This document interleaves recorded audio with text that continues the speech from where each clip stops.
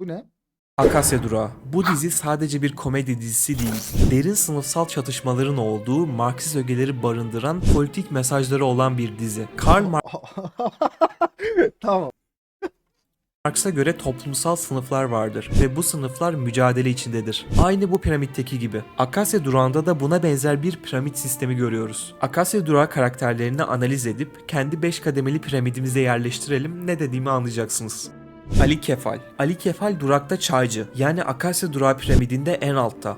Dizi boyunca Ali Kefal'in bir üst sınıfa çıkma arzusunu, yani taksici olmak istemesini görüyoruz. Ama Nuri Baba buna izin vermiyor. Ali Kefal piramidin en üstüne çıkmak istememiştir. Sadece taksici olmak istemiştir. 174 bölüm boyunca bunu bile başaramayan Ali Kefal sınıf nefretiyle doludur. Ali Kefal dizi boyunca durakta olan biteni kadınlara ifşalar. Kültürel FETÖ'cülük yapar. Bu aslında Ali Kefal'in sınıf nefretinin dışa vurumudur. Dilek. Dilek Osman Aga'nın kızı. Babası Osman Aga'nın aksine seküler değerleri benimsiyor. Bu yüzden de babasının sürekli zorbalığına maruz kalıyor. Ekonomik özgürlüğü olmadığı ve babasına mecbur olduğu için dizi boyunca Dilek'in melankolisine şahit oluyoruz. Akasya Durağı burada da ekonomik özgürlük olmadan sosyal özgürlük olmaz mesajı vermiş, kadınları çalışmaya teşvik etmiştir. Dilek Akasya Durağı piramidinin en altındadır. Seyit. Seyit de aslında sınıfsal olarak Ali Kefal gibi gözükse de Seyit taksicidir. Yani Akasya Durağı piramidinde Ali Kefal'in bir tık önünde. Ama Seyit de yine sınıfından memnun değildir. Seyit Harran Ovası'ndan İstanbul'a geldiğinden beri şarkıcı olmak, yani piramitte üst sıralara çıkmak istemektedir. 174 bölüm boyunca bunun için çabalar ama bir türlü beceremez. Şarkıcı olmayı başardığı birkaç bölüm olmuştur ama orada tutunamamıştır. Akasya Durağı burada kapitalist sistemde sınıf geçişkenliğinin ne kadar zor olduğunu anlatmaktadır. Bu arada sınıf nefretinin en büyüğü Sinan Kaya'da. Ona da hemen geleceğiz. Bir de genelde unuttuğunuz için söylüyorum. Videoyu beğenirseniz beni çok motive edersiniz. Ma-A. Ma-A Harran Ovası'nın ağası, 7 köy ve 10.000 büyükbaş sahibi. Ma-A sözde çok zengin ama Seyit'in gecekondu'sunda yaşıyor. Ma-A Harran Ovası'nda piramidin en üstünde. Ama İstanbul'da saygınlığı çok az ve serveti de göreceli. Bu yüzden Akasya Durağı piramidinde sadece 3. sırada. Bu arada Sinan Kaya kimseyi dolandırmayı beceremez ve en sonunda parayı kaybeder. Ama Mao Ağa'yı dizi boyunca birkaç kere dolandırmayı başarmıştır. Bu da Akasya Durağı'nın feodal sisteme ve ağalığa karşı bir tavrı olabilir. Etse ya. Mao Ağa'nın marabası da vardır. Anlatın Sürekli yanında müsaadenizle. gezer. O ise piramidin en altındadır. Ama maraba piramidin en altında olmaktan mutsuz değildir. Sınıfsal olarak mutludur. Üst sıralara Buradayım, çıkmaya çalışmaz. sondajdayım. Bu bakımdan Ali Kefal ve Seyit'ten farklıdır. Bir Tabii şey kaçırdın mı? Kaçırmışımdır. Devam. maraba olmanın iyi tarafları da var. Köle olduğu için sıfır sorumluluk sahibi. Ev, yemek hepsi ağası tarafından karşılanıyor. Stressiz bir hayatı var. Melahat Hanım. Melahat Hanım dizinin 1. bölümünde holding sahibi bir beyaz Türk. Piramidimizin en üstünde. Ama Allah sonrasında Allah. eşi ölüyor ve şirketleri batıyor. Melahat Hanım da taksicilik yapmaya başlıyor. Taksicilik yaptığı yerse eski şoförleri Nuri Baba'nın durağı. Garip olansa Nuri Baba taksi plakalarını Melahat Hanım'ın yanında çalışarak almıştır. Akasya durağının buradaki gizli mesajı, paranız varsa taksi plakası alın, hayatta batmazsınızdır. Tabi bu 2008 yılındaki mesaj. Şu an Martı Reis yüzünden işler değişmiş olabilir. Yok, sanmıyorum. Melahat Hanım Martı Akasya çok durağı puşluyor ama piramidinde başaramadı ikinci abi kısımda. hala. Masar Bey. Masar Bey bir beyaz Türk. Eski bir diplomat. İyi derecede birkaç yabancı dil konuşuyor. Aynı zamanda mülk zengini. Akasya durağının mülkü kendisinin üstüne. Durağı yıktırıp oğluna bir güzellik merkezi açtırmak istiyor. Bu yüzden kendisi sevilmiyor. Hatta bir bölümde Nuri Baba gibi dürüst bir Ne oluyor adamın lan? bile dahil olduğu bir oyun oynuyorlar. Mazhar Bey'i sarhoş edip ucuz fiyattan kontrat imzalatıyorlar. Hadi buyurun. Akasya durağı burada da toprak zenginlerine karşı bir tavır ortaya koymuştur. Mazhar Bey Akasya durağı sınıfsal piramidinde 1. sırada. Obayana. Obayana En aşağıdakiler kimler arkadaşlar? olmuştur. Mazhar Bey Akasya Piramidin en altındakiler ne diye etiketlendi?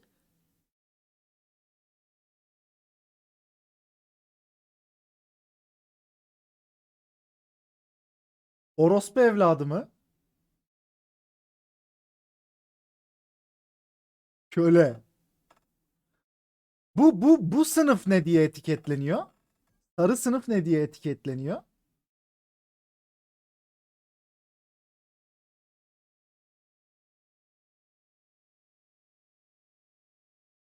Taksi o, işçi. Yeşil sınıf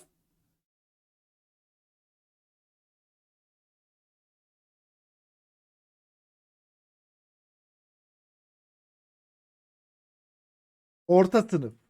Yok oğlum, en üst burjuvazi, en üst galiba.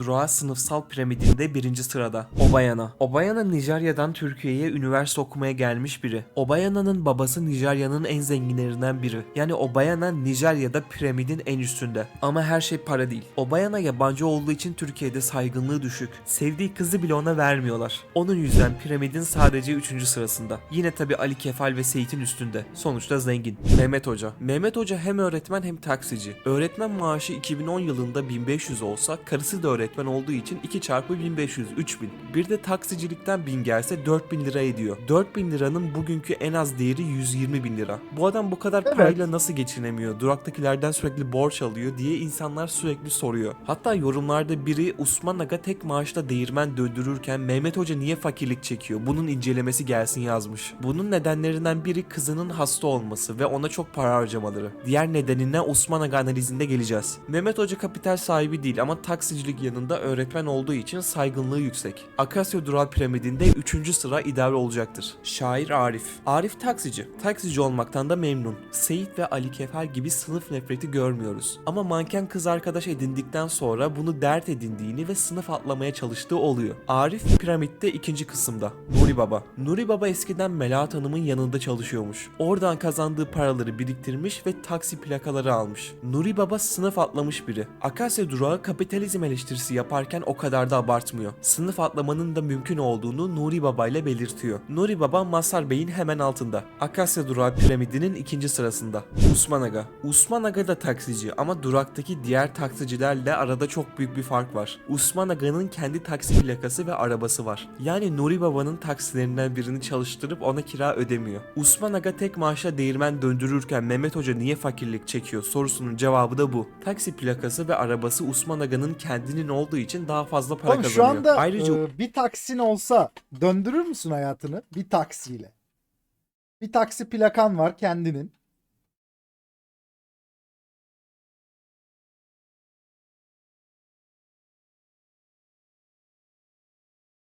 Bir taneyle.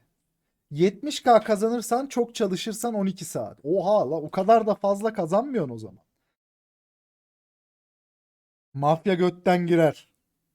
Hayır ama şimdi o para olarak tanesi tamam 3-5 milyon ediyor olabilir de hani onun getirdiği günlük paradan, yani aylık kazançtan bahsediyorum.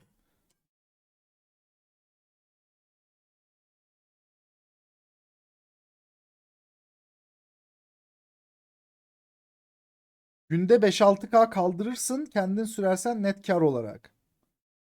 Osman Aga'nın tapusuz olduğu için ucuza satın aldığı bir gece kondusu var. Yani Buna günde neredeyse 150-200 dolar kazanır mısın taksicilikten?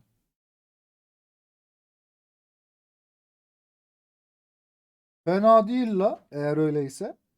belediye sonradan tapu veriyor. Oradan da iyi parayı vuruyor. Akasya Durağı'nın buradaki gizli mesajı da boş arazi bulduysanız ev dikin. Belediye seçimleri sırasında nasıl olsa tapusunu verirlerdir. Gerçekten çok derin bir dizi. Sinan Kaya. Sinan Kaya taksici. Yani Akasya Durağı piramidinde 2. kısımda. Kaynanası Şaziment Sinan Kaya bayağı oçtu diye hatırlıyorum ya.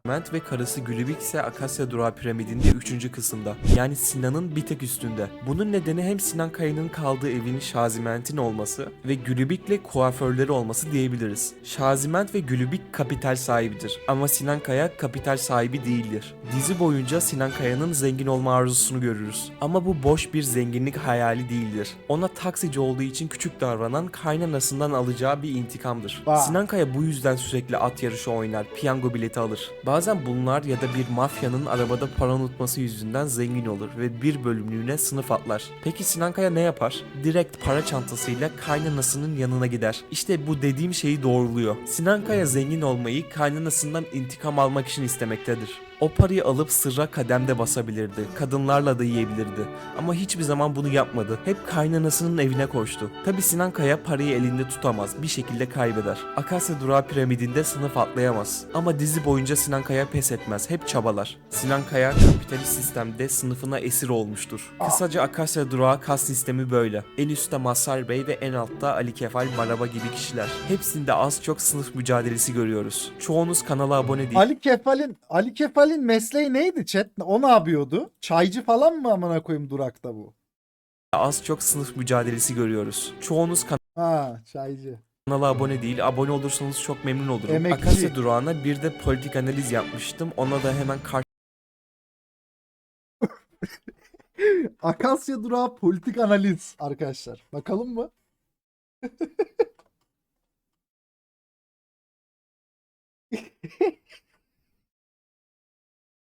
Akasya Durağı'na AK Partili yoktur oğlum. Akasya biliyorsunuz. Durağı'nda AK Partili yoktur. Şu operasyona 2 polis 20 taksiciyle gidilen, Sinan Kaya'nın her bölüm piyango tutturup sonra parayı bir şekilde kaybettiği dizi. Sizin için tüm bölümlerini izledim. Tamamen sizin için. Bu videoda o dizideki karakterlerin politik analizini yapacağım ve hangi partili olduklarını tahmin edeceğim. Hemen başlayalım. Mafya babası. Bunu aslında pek analiz etmeye gerek yok. Çünkü mafya babası. Yani gençliği ülke ocaklarında geçmiştir, MHP'ye oy basar, AK Parti'ye de iktidar olduğundan dolayı sempatisi vardır. Gerçek hayattaki yaklaşık karşılığı Alaaddin Çakıcı. Politik pusulada merkez sağ aşırı otoriter diyebiliriz. Mazhar Bey. Kendisi eski bir diplomat ve iyi bir entelektüeldir. Beyaz Türk zengin diyebileceğimiz bir karakter. İyi bir semtte, iyi bir dairede oturur. Muhtemelen annesi babası da Cumhuriyet'in ilk memurlarından. Yani 7 düvel Kemalist. Mazhar Bey Türkiye'nin demokratikleşmesini, batıya entegre olmasını ister. Ama İslamcılardan da pek haz etmez. Onun yüzden darbeleri savunabilir. Erdoğan'dan hoşlanmaz, AK Partilileri koyun olarak görür. Her seçim gider CHP'ye basar. Politik pusulada merkez sol hafif özgürlükçü diyebiliriz. Gerçek hayattaki yaklaşık karşılığı İlker Canikligil. Dilek, Osman Aga'nın kızı. Konservatuvar okumuştur. Osman Aga'nın baskılarından çok çekmiştir. Bu yüzden ataerkil düzen düşmanı feministtir. Müzikle sanatla uğraşır, dizilerde reklam filmlerinde oynamak ister. Pavyonda şarkı söyler. Her milletten sevgilisi olmuştur. Siyahi, Asyalı, Yunan. Politik pusulada sol liberal diyebiliriz. Siyasetle pek alakası yoktur ama tipe oy verir. Gerçek hayattaki yaklaşık karşılığı Kazıklı Maria, Obayana, Dilek'in Nijeryalı sevgilisi. Türkiye'ye okumak için gelmiştir.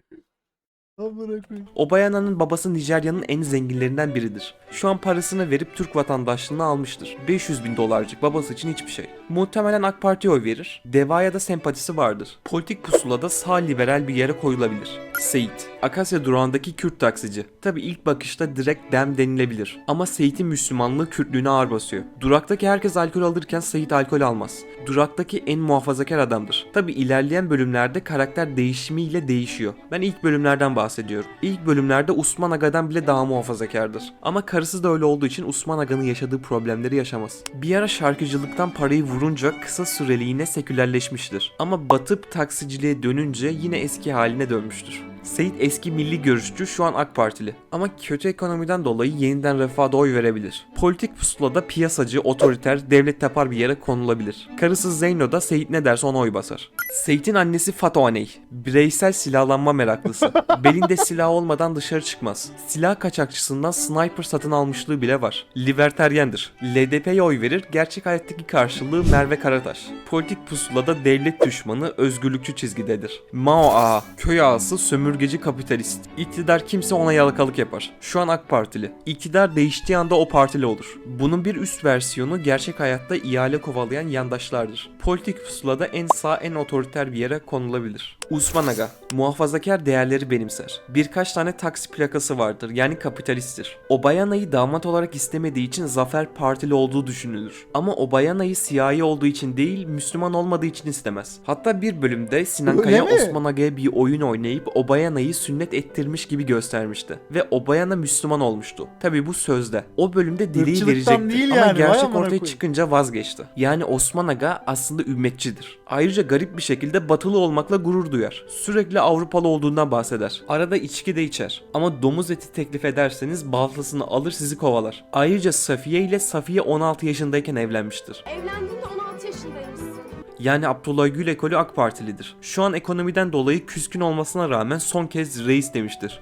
Politik pusulada az otoriter, çok piyasacı çizgidedir. Safiye'yi de AK Parti'ye basması için darlar ama Safiye gizli gizli CHP'ye basar, Osman Aga'yı AK Parti'ye bastım der. Melahat Hanım, kocası batmadan önce çok zenginlerdi. Klasik bir beyaz Türk, villada otururlar, sekülerlerdir. Çocuklarını genelde yurt dışında okuturlar. Sağlam bir Atatürkçüdür ama öyle Türkçü Kemalist değildir. Daha çok modernist Kemalisttir. Mahsar Bey ile benzer görüşlere sahiptir. CHP'ye oy basar, CHP'nin demokrat tarafındandır. Politik pusulada yine sosyal demokrat bir yere konulabilir. Kaynana Şanziment, radikal ulusalcı CHP'lidir. Başörtülü kadın görünce saldırısı gelir. 28 Şubat'ı ölümüne savunur. AK Parti'den ve Erdoğan'dan nefret eder. CHP'ye ya da çok ılımlı olduğu için CHP memlekete oy basar. Politik pusulada hafif sol üstte bir yerde konumlandırabiliriz. Nuri Baba, taksi plakası ağası olmadan önce uzun yıllar Melahat Hanım'ın yanında çalışmıştır. Yani sıfırdan yükselmiştir. İşçinin halinden iyi anlar. Karısı Yunandır ve bundan gocunmaz. Batılı değerleri benimser. Yılmaz Özdil hayranıdır. Fatih Portakal izlemeden duramaz. CHP'ye oy verir, sosyal demokrattır. Video Politik ne la? pusulada Masar Bey'in yakınında bir yerlerdedir.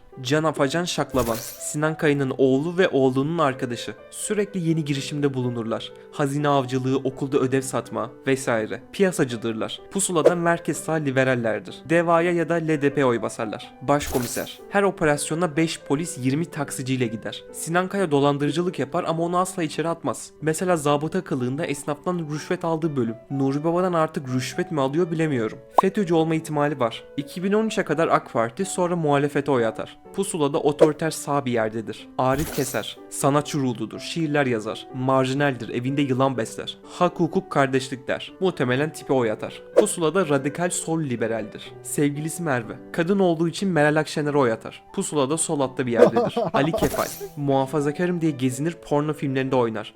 Ali Kemal porno film çekerken mi yakalanmış?